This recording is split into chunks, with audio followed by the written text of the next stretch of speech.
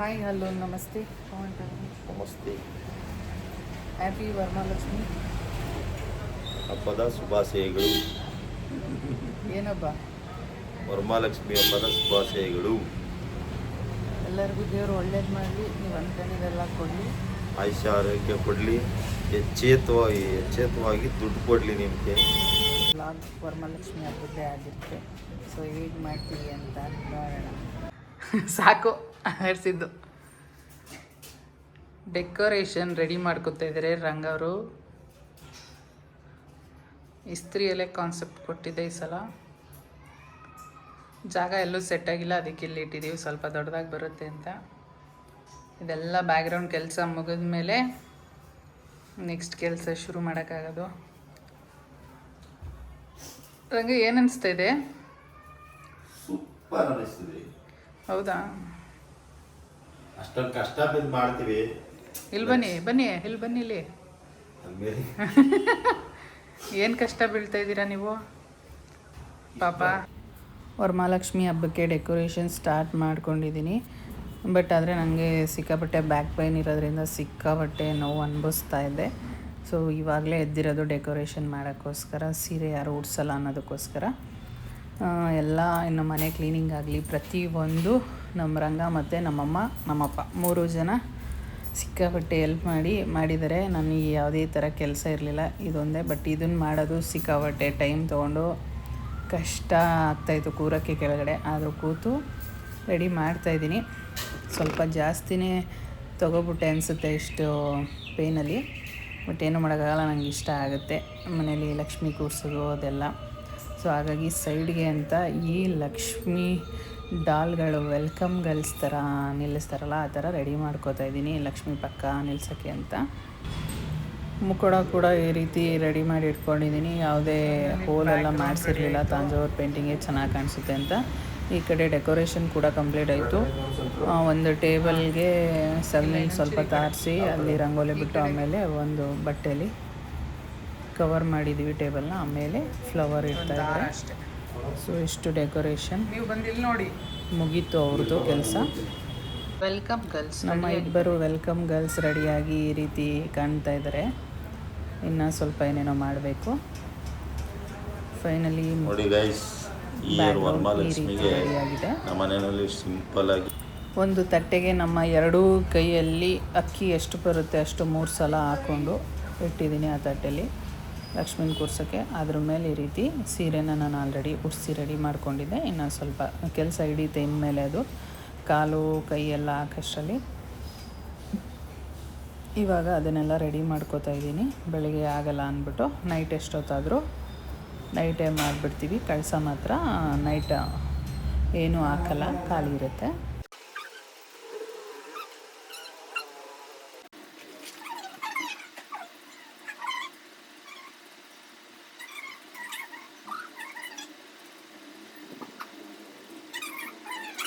ಕಾಲು ಕೈಯೆಲ್ಲ ಫಿಕ್ಸ್ ಮಾಡಿದ್ದಾಯಿತು. ಇವಾಗ ಒಂದು ಸಲ ಮ್ಯಾಟ್ ಮೇಲಿರೋ ಇದು ಪಿನ್ಗಳೆಲ್ಲ ಬಿದ್ದಿದ್ರೆ ಎತ್ಕೋತಾ ಇದ್ದೀವಿ. ಈ ಕಡೆ ಡಾಲ್ಗಳನ್ನ ರೆಡಿ ಮಾಡಿದ್ನಲ್ಲ ಆವಾಗಲೇ, ಅದನ್ನು ಕೂಡ ಇಡ್ತಾ ಇದ್ದೀನಿ. ಆದಷ್ಟು ನೈಟು ಸೈಡಲ್ಲಿರೋದು, ಇನ್ನೇನು ತಟ್ಟೆ ಎಲ್ಲ ತುಂಬ ಆಗಿಲ್ಲ ನೈಟು. ಕಳಸ ಕೂಡ ಅಷ್ಟೇ, ಕಳಸ ಸ್ಥಾಪನೆ ಮಾಡೋವರೆಗೂ ಏನು ಮಾಡಬಾರ್ದು. ಅದಕ್ಕೆ ಈ ಥರ ಡೆಕೋರೇಷನ್ ಮಾತ್ರ ಮಾಡಿ ಇಟ್ಕೋಬೇಕು. ಆಗ್ತಾನೆ ಇಲ್ಲ, ಟೈಮು ಆಗ್ತಾ ಇದೆ. ನೋಡೋಣ ಇನ್ನು ಎಷ್ಟೊತ್ತಾಗುತ್ತೆ ಅಂತ. ಎಷ್ಟು ಮಾಡಿ ಹೋಗ್ತಾಯಿದ್ದೀವಿ. ಏನು 1 ಅವರ್ ಮಲ್ಕೋಬೋದು ಅಷ್ಟೇ. ಇನ್ನು ಎದ್ದೇಳಬೇಕಲ್ಲ 3 ಗಂಟೆಗೆ. ಈಗ ಆಲ್ರೆಡಿ 1:15. ಇವಾಗ ಹೋಗಿ ಮಲ್ಕೊಂಡು ಎದ್ದು ಬಂದು ಇನ್ನು ಮಿಕ್ಕಿದ್ದು ಮಾಡ್ತೀವಿ. ಬೆಳಗ್ಗೆ ಎದ್ದು ತಲೆ ಸ್ನಾನ ಮಾಡಿ 4 ಗಂಟೆಗೆ ಬಂದಿದ್ದೀನಿ.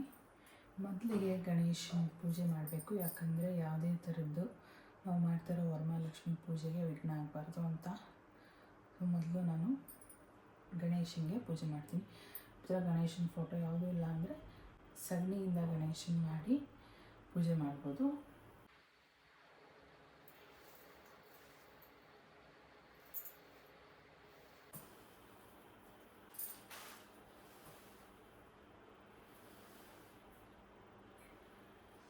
ಇವಾಗ ದೀಪ ಹಚ್ಕೊಳ್ಳಿ.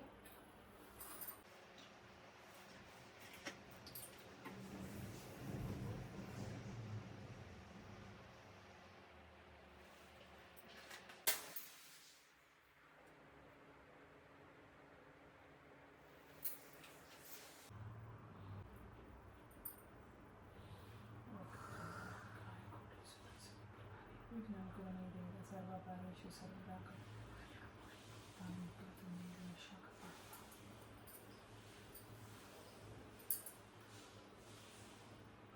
ಇವಾಗ ಗಣೇಶ ಅಥವಾ ಲಕ್ಷ್ಮೀ ವಿಗ್ರಹಕ್ಕೆ ಇದನ್ನು ಸ್ವಚ್ಛಗೊಳಿಸ್ಕೋಬೇಕು. ನಾವು ಆಲ್ರೆಡಿ ತೊಳೆದಿರ್ತೀವಿ, ಆದರೂ ಈ ಥರ ಪುಟಾಣಿ ವಿಗ್ರಹ ಇದ್ದೇ ಇರುತ್ತೆ ಮನೆ, ಯಾವುದಾದ್ರೂ ಸರಿ ಆಗುತ್ತೆ. ಲಕ್ಷ್ಮೀ ಇದ್ದರೆ ತುಂಬ ಒಳ್ಳೆಯದು, ಯಾಕಂದರೆ ಲಕ್ಷ್ಮೀ ಪೂಜೆ ಮಾಡಿ ಈ ಥರ ಒಂದು ಬೌಲ್ಗೆ ಈ ಥರ ಇಟ್ಕೊಳ್ಳಿ. ಸ್ವಲ್ಪ ಅರಿಶಿನ, ಸ್ವಲ್ಪ ಕುಂಕುಮ ಇದು ಹಾಕಿ ಫಸ್ಟಿಗೆ ಅರಿಶಿನದ ನೀರಲ್ಲಿ ಅಭಿಷೇಕ ಮಾಡ್ಕೊಳ್ಳಿ. ಯಾವುದಾದ್ರೂ ಲಕ್ಷ್ಮಿ ಅಷ್ಟೋತ್ತರ ಹಾಕ್ಕೊಂಡು ಅಭಿಷೇಕ ಮಾಡಿ.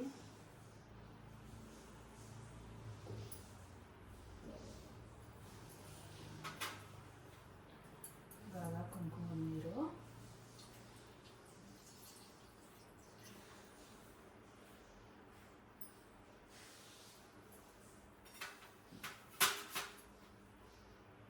ಇವಾಗ ಪುಷ್ಪಗಳ ನೀರು,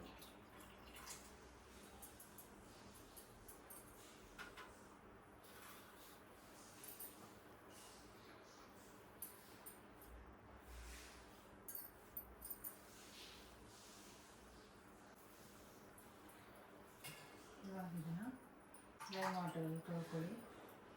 ತೊಳೆದು ಒಂದು ಸ್ವಚ್ಛವಾಗಿರೋ ಬಟ್ಟೆಗೆ ಈ ಥರ ಒರೆಸಿ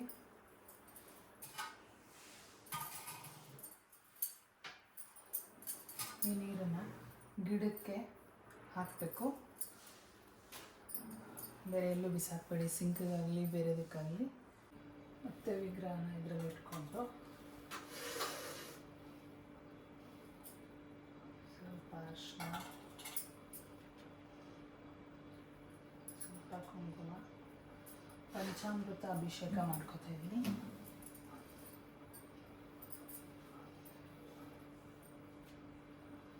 ಮೊದಲಿಗೆ ಹಾಲು,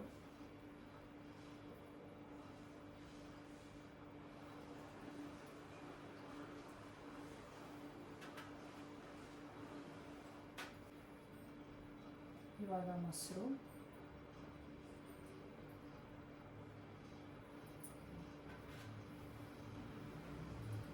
ಜೇನುತುಪ್ಪ. ಸರಿಯಾಗಿ ಕಾಣಿಸ್ತಿಲ್ಲ ಅಂದರೆ ಸಾರಿ, ಯಾಕಂದರೆ ನಾನು ಕೆಳಗೆ ಕೂರೋಕ್ಕಾಗಲ್ಲ, ಬ್ಯಾಕ್ ಪೇನ್ ಇರೋದ್ರಿಂದ. ಅದರಿಂದ ಚೇರ್ ಹಾಕೊಂಡು ಕುತ್ಕೊಂಡು ಮಾಡ್ತಾಯಿದ್ದೀನಿ. ನಾನು ಹೇಳೋದನ್ನ ಕೇಳಿಸ್ಕೊಳ್ಳಿ. ಸಕ್ಕರೆ,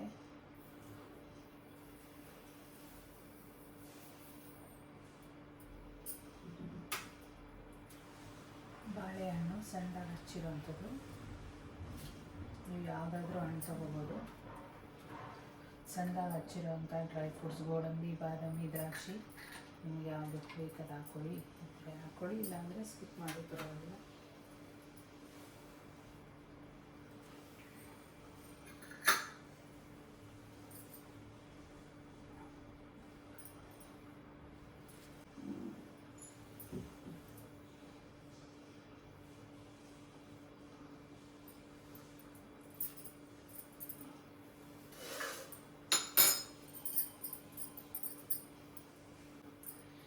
ಪಂಚಾಮೃತದ ಅಭಿಷೇಕ ಆಯಿತು. ಇದನ್ನು ಒಂದು ಲೋಟಕ್ಕೆ ಎತ್ತಿಟ್ಕೊಳ್ಳೋಣ.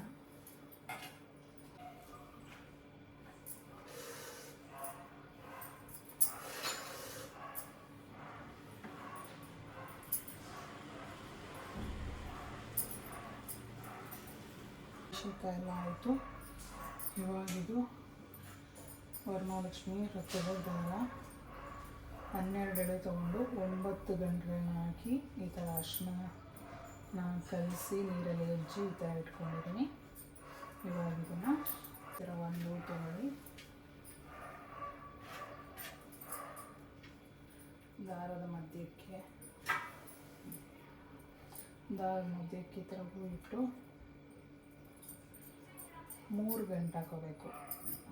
ಒಟ್ಟು 12 ಗಂಟೆ ಆಗುತ್ತೆ. ಅವಾಗ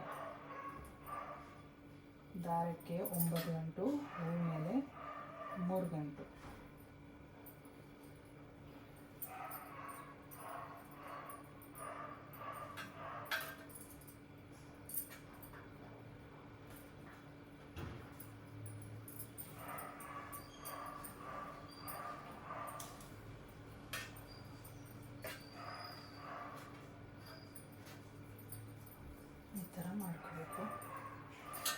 ಪ್ರತಿಯೊಂದನ್ನು ಈ ಥರ ಎಲ್ಲನೂ ಹೂವು ಎಲ್ಲ ಕಟ್ಟಿ ರೆಡಿ ಆದಮೇಲೆ ಪ್ರತಿ ಗಂಟೆಗೂ ಅರಿಶಿನ ಕುಂಕುಮ ಇಡಬೇಕು. ಈ ಥರನ ರೆಡಿ ಮಾಡಿಕೊಂಡು ಪೂಜೆ ಮಹಾಮಂಗಳಾರತಿ ಆಗೋಷ್ಟರಲ್ಲಿ ನಿಮ್ಮ ಮನೇಲಿರೋ ದೊಡ್ಡವ್ರ ಕೈಲಿ ಕಟ್ಸ್ಕೋಬೇಕು ಕಂಪಲ್ಸರಿ. ಇದಕ್ಕೆಲ್ಲದಕ್ಕೂ ಅರಿಶಿನ ಕುಂಕುಮ ಇಟ್ಟಾದಮೇಲೆ ಒಂದ್ಸಲ ಪೂಜೆ ಮಾಡಿ ಇದನ್ನು ನಿಮ್ಮ ಗಂಡಿರ ಕೈಲಿ ಅಥವಾ ಮದುವೆ ಆಗಿಲ್ಲ ಅನ್ನೋರು ಗಂಡನ ಕೈಲಿ ಕಟ್ಸ್ಕೊಳ್ಳಿ, ಗಂಡ ಇದ್ದರೆ, ಇಲ್ಲ ಅನ್ನೋರು ಅಪ್ಪ ಅಮ್ಮನ ಕೈಲಿ ಕಟ್ಸ್ಕೊಳ್ಳಿ, ಇಲ್ಲ ಅಂದರೆ ದೊಡ್ಡವರು ನಿಮಗಿಂತ ದೊಡ್ಡವ್ರ ಕೈಲಿ ಕಟ್ಸ್ಕೋಬೇಕು. ನಮ್ಮ ಮನೇಲಿ 6 ಜನ ಇದ್ದೀವಿ, 6 ಮಾಡಿದ್ದೀನಿ.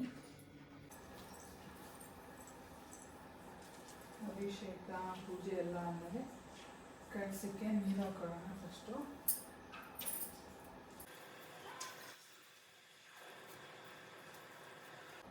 ಕಳಸಕ್ಕೆ ಚಿನ್ನದ ಕಾಯಿನ್ ಇದ್ದರೆ ಚಿನ್ನದ ಕಾಯಿನು, ಬೆಳ್ಳಿ ಕಾಯಿನ್ ಇದ್ದರೆ ಬೆಳ್ಳಿ ಕಾಯಿನು, ಚಿನ್ನದ ಕಾಯಿನ್ ಇಲ್ಲ ಅಂದರೆ ಅದರ ಉಂಗುರ ಇದ್ದರೆ ಹಾಕಿ ತೊಳೆದ್ಬಿಟ್ಟು ಹಾಕಿ, ದ್ರಾಕ್ಷಿ, ಗೋಡಂಬಿ, ಬಾದಾಮಿ ಒಂದು 4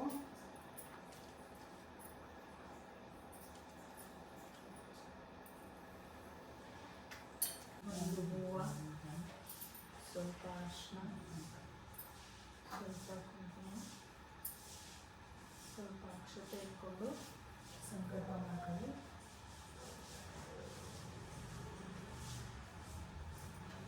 ಸಂಕಲ್ಪ ಮಾಡೋದು ಅಕ್ಷತೆ ಹಾಕ್ಕೊಳ್ಳಿ. ಮಾವಿನ ಎಲೆ 5 ಇರೋ ಅಂಥದ್ದು ಈ ಥರ ಜಗತ್ತೆ ತೊಗೊಳ್ಳಿ, ಅದನ್ನು ಹಾಕಿ. 5 ಎಲೆ ತೊಗೊಂಡಿದ್ದೀನಿ, ಅದನ್ನು ಸುತ್ತ ಜೋಡಿಸ್ಕೊಳ್ಳಿ. ಕೊಡಕ್ಕೆ ಕೂರ್ಸೋಣ.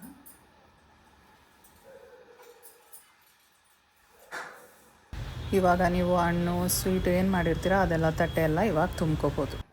ಎಲ್ಲನೂ ಜೋಡಿಸಿದ್ದಾಯಿತು. ಇವಾಗ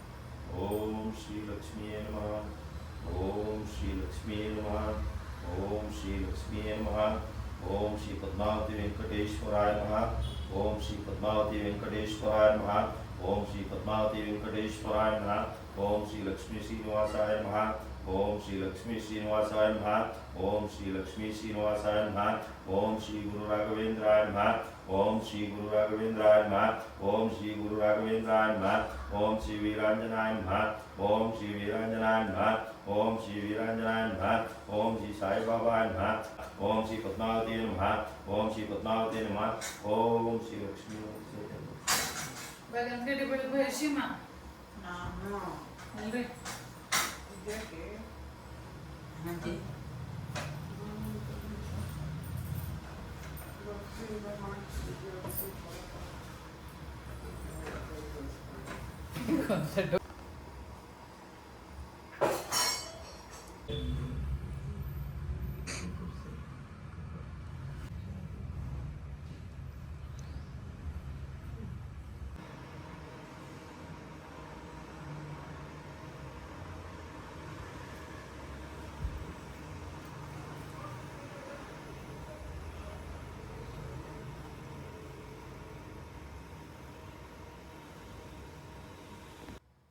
द्राक्षी गोडंबಿ ಬಾದಾಮಿ ಪಿಸ್ತಾ ಎಲ್ಲ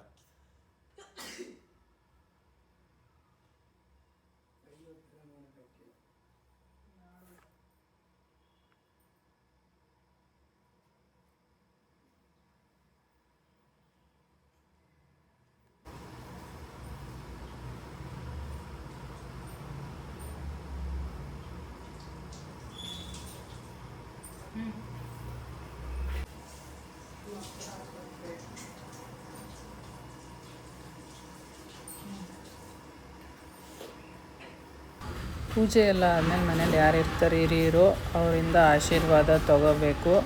ಅವ್ರು ಊಟ ಮಾಡಿದ್ಮೇಲೆ ನೀವುಗಳು ಊಟ ಮಾಡಬೇಕು. ಇಲ್ಲ ಉಪವಾಸ ಇರೋರು ಇರ್ಬೋದು, ಇಲ್ಲ ಆಗಲ್ಲ ಅನ್ನೋರು ಊಟ ಮಾಡ್ಬೋದು.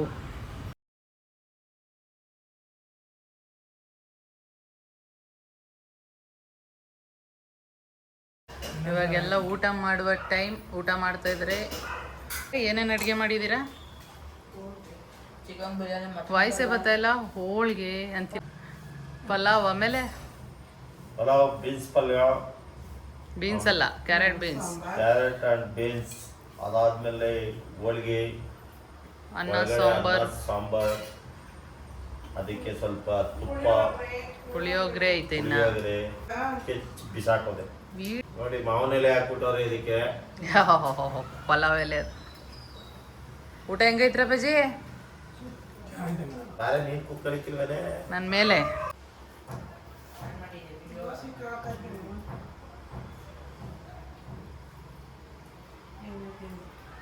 ಊಟ ಮಾಡಿದ್ರೆ ಕಂಪ್ಲೀಟ್ ಹಬ್ಬ.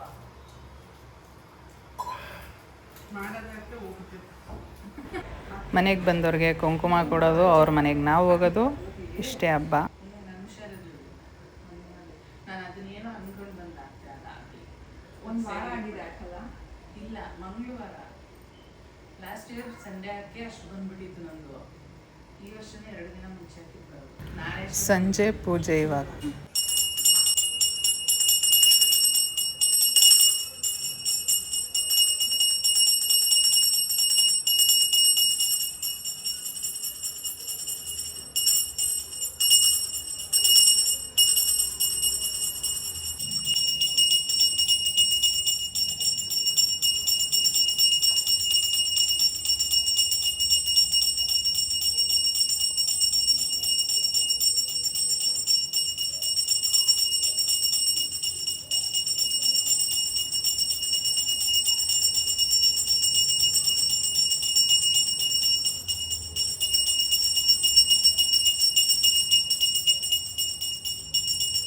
ಮುಸ್ಸಂಜಲಿ ಲಕ್ಷ್ಮಿ ಮುಸ್ಸಂಜಲಿ ದೃಷ್ಟಿ ತೆಗಿತಾ ಇದ್ವಿ.